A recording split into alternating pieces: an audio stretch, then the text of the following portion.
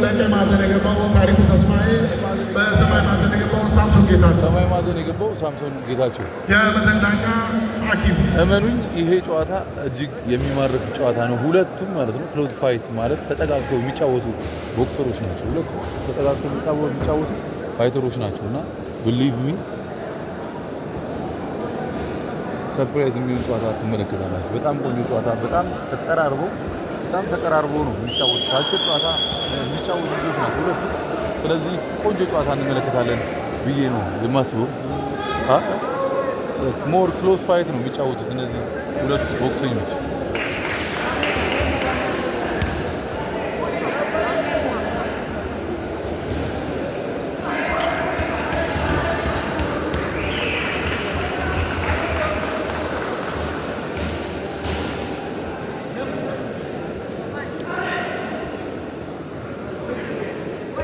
ሰማያዊ ማዕዘን የምትመለከቱት ሳምሶን ጌታቸው ቦይካ ነው። ሰማያዊ ማዕዘን የምትመለከቱት ታሪኩ ተስፋዬ። እነዚህ ልጆች ከዚህ በፊት እጅግ የሚማርክ ጨዋታ ነው የሚጫወቱት። ሞር ክሎዝ ፋይት ላይ የሚጫወቱ ልጆች ናቸው። ስፔሻሊ ኦዲየንሱን ሞር ኢንተርቴን የሚያደርግ ጨዋታ የሚጫወቱ ልጆች ናቸው። ይህንን ውድድር የመረጠው ራሱ በጣም ጎበዝ ነው የሚያስበው። ሌሎችም አወዳዳሪዎች እነዚህ ልጆች በደንብ ተመልክቱና ሌሎች ስፖንሰር ጨዋታዎችን በደንብ ፎከስ አድርጋችሁ ይዋቸው። አቤል አባቱ ያሸነፈ ትንሹ ያረጋል።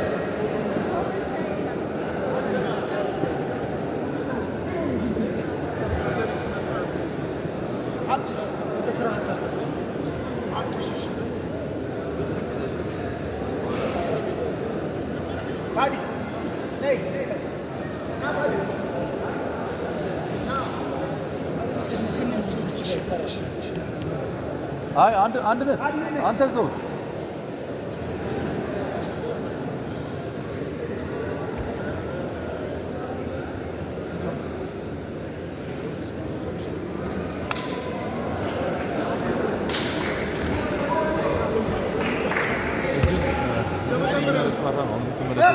ታሪኩ ተስፋዬ፣ ሳምሶን ጌታቸው ቆንጆ ጨዋታ ነው። በጣም ሁለቱ ክሎዝ ሆኖ ተቀራርቦ የሚጫወቱ ልጆች ናቸው እና በጣም የሚያምር ጨዋታ ያሳዩናል ብዬ አስባለሁ። ከዚህ በፊት የሚጫወቱት በጣም ተቀራርቦ ነው እና አሁን ያንን ጨዋታ ይደግሙታል።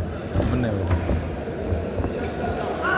መልካሙ አሸነፈ። መልካሙ የሚለው ዘኪ ተሸነፈች። ብታው ራስ ኃይሉ ጂምናዚየም ከአዲስ ከተማ ከፍ ብሎ ሁለቱም ተጫዋቾች ያው እስኪጀማመሩ ነው። ከተጀማመሩ በጣም ክሎዝ ፋይት የሚጫወቱ ልጆች ናቸው። በጣም ነው የሚያምረው ጨዋታቸው። ታያችኋላችሁ። ቤቱን ፎሎ ያላረጋችሁ ነው ቤቱን ፎሎ እያደረጋችሁ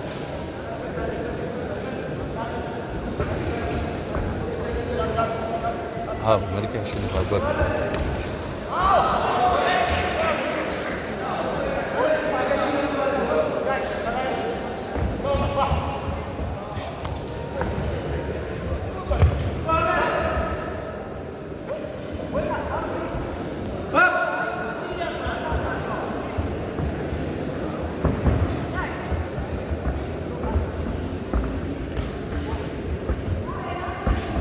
አሁን 44 48 54 ይሄ አራተኛ ጨዋታ ነው። አይ ቲንክ አሁን ላይ ሁለት ጨዋታ ነው። ቤቱ ፎሎ ያላረጋችሁ ፎሎ ያላረጋችሁ ኦኬ። ሀብታም ኮፒሊንግ ሼር በደንብ ነው። ይሄ ኮፒሊንግ በደንብ ሂዱበት። ሀብታሙን ሂዱበት።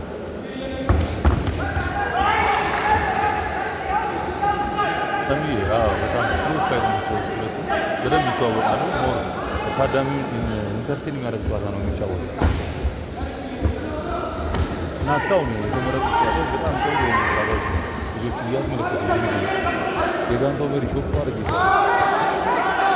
በጣም ክሎዝ ፋይት ነው የሚጫወቱት። ታያችሁ በጣም ተጠጋግተው ነው። ወደዛም አይርቁም።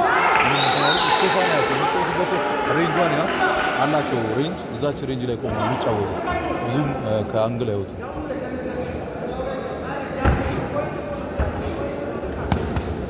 ሁላችሁ ሞር ክሎዝ ፋይት ነው የሚጫወቱት ብያቸው ነው።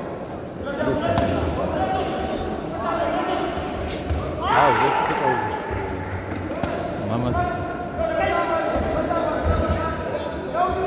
ሀገሬ ማለት በጣም ማለት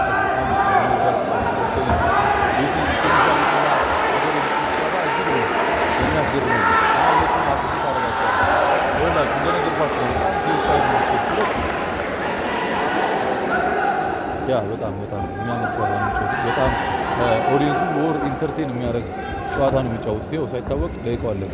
እያዝናኑ በጣም ክሎዝ ፋይት ነው የሚጫወቱት። እስፔሻሊ ታሪኩ ተስፋዬ አፕርካትና ሁክ የግሉ ነው።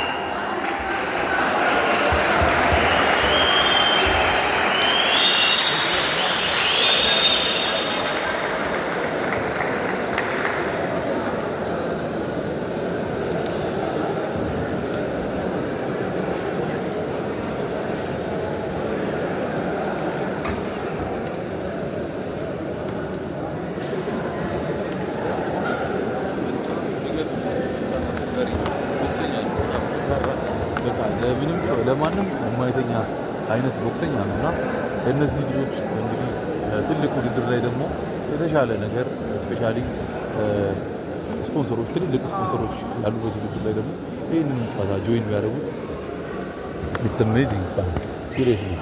በጣም ሁለቱም ተጫዋቾች ክሎዝ ፋይት ነው። በጣም ደጋፊ ኦዲየንሱ የሁላችሁ ኦዲየንሱ ተመስጦ እያያቸው ያለው እና በጣም ኢንተርቴን የሚያደርግ የሚመስል ጨዋታ ነው የሚጫወቱት።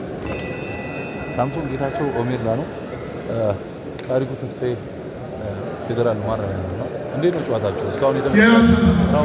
የአራተኛው ጨዋታ የመጀመሪያ ቡድን ቀይ ማዕዘን 47 ሰማያዊ ማዕዘን 48 ረዳት ወደ 57 ኪሎ ግራም አራተኛው ጨዋታ ሁለት ያው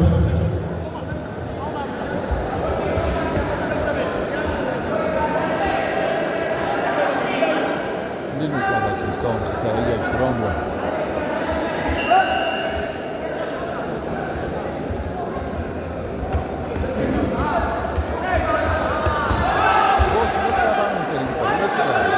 የሚናምና ታሪኩ ማስስፖርቱ ከአብዱ ሙራት ከዛ ሚናም አበበ ቲኔ ከፍሬው ጮሮ ይቀራል።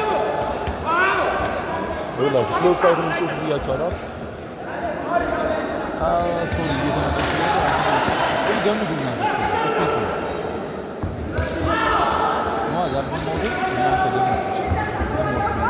ግን በእናንተ ገምቱ። እናንተም ተመልካች ናችሁ በሚለው ሞር ደግሞ ተመልካች ታውቃላችሁ። ቦክስ በደንብ የሚያውቅ ማን ነው እየመራ ነው ስንተኛ ደግሞ የሁለተኛ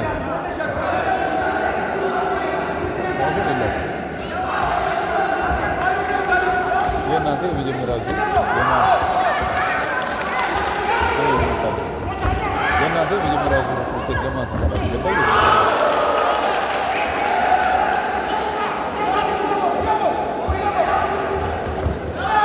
አይታችኋል አይደል? ሬንጁ ከዚች ክልል አይወጡም። እዚች ቦታ ላይ ቁጭ ብሎ እንደሚሉት አብሪ ነው ማን የመራው አሁን አልሰማኋቸውም፣ ግን እንደዚህ ባያችሁ እናንተ ማን የመራ ይመስላል? ኤማኑም የሰማኝ ይሄ ሁለተኛ ነው። ድንቀኛ እያወረደ ነበር አልሰማሁም። አብርሃም ማለት በጣም ዲሲፕሊን እንዲሆነ ቦክሰኛ በጣም ማከብረው ቦክሰኛ ነው። እኛ ጋር እንግዲህ በጣም ብዙ ቦክሰኞች አሉ፣ ዳኞች አሉ፣ ዓለም አቀፍ ብቃት ያላቸው ስፖርተኞች እንግዲህ አብሮን እየተከታተሉ የሚገኙ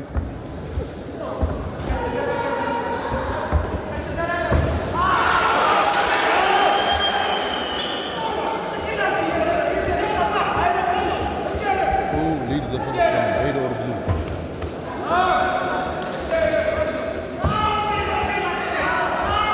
በትንሹ ሄደባዶ አለች ቤቲ ብሉ እያለች ነው። ካዞ ሳሚ ታታብ ኮፍሊ ሼር ቤቱ ላላችሁ ሼር ታታብ ኮፍሊ ወደ ዘሂድ በጣም ነው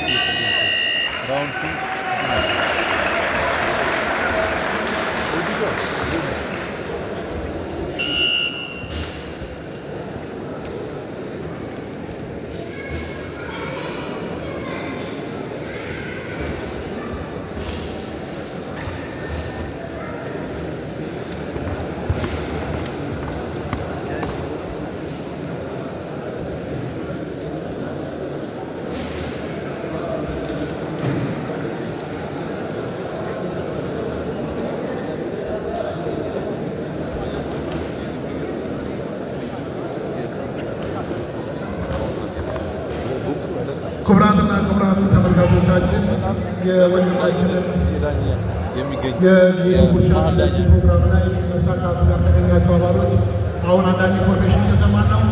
መተን እንረዳለን የምትሉ አባሎች ካላችሁ እዚህ መታችሁ ሰው ማግኘት ትችላላችሁ።